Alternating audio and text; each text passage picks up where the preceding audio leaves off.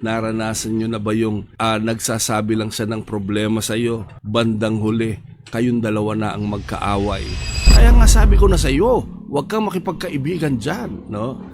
Alam nyo, palagi kong sinasabi yan kahit kanino ka, lalo na sa mga anak ko. More talk, more sin. Less talk, less sin.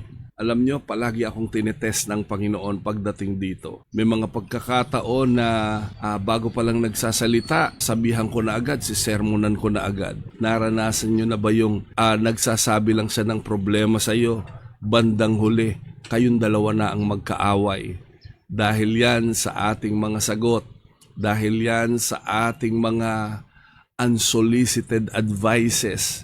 Halimbawa, sasabihin sa iyo, alam mo, yung kaibigan ko, hindi pa natatapos, sasabihin mo na agad. Kaya nga sabi ko na sa iyo, huwag kang makipagkaibigan dyan, no?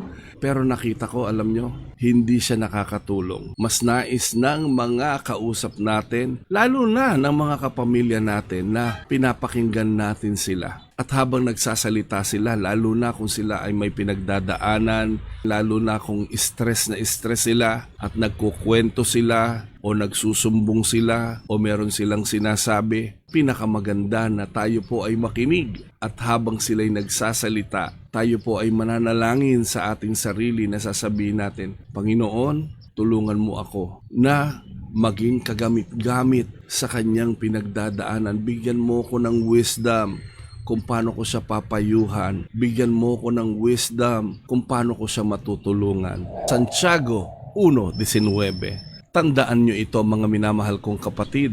Dapat maging handa kayo sa pakikinig, dahan-dahan sa pananalita, at huwag agad magagalit.